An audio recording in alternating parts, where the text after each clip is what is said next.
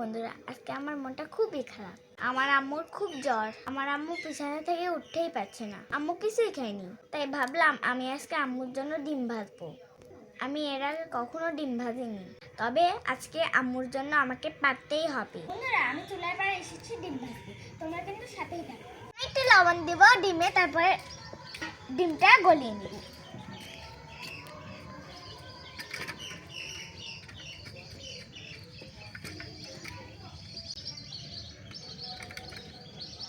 আমার ডিমটা গলানো শেষ, এখন আমি চুলাটা ধরিয়ে নেব।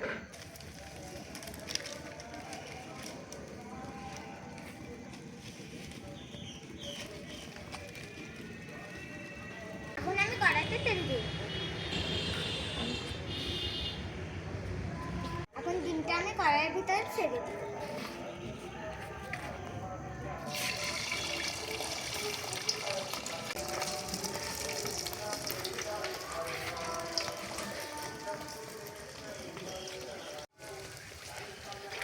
বন্ধুরা, ডিমটা এখন আমি উল্টে দিই।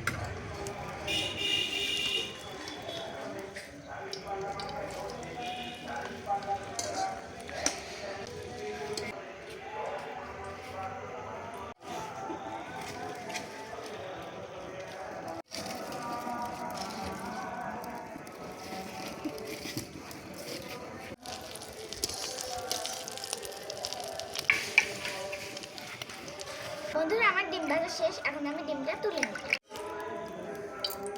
আমার ডিম ভাজা হয়ে গেছে, এখন আমি ডিমটা খেয়ে দেখবো কেমন হয়েছে।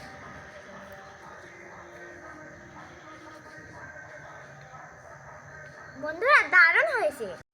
বন্ধুরা, আমাদের মা বাবা যখন অসুস্থ হয় তখন আমাদের উচিত তাদের পাশে থাকা। আজকের ভিডিওটি ভালো লাগলে আমার আম্মুর জন্য দোয়া করবেন আর সাবস্ক্রাইব করবেন। টাটা।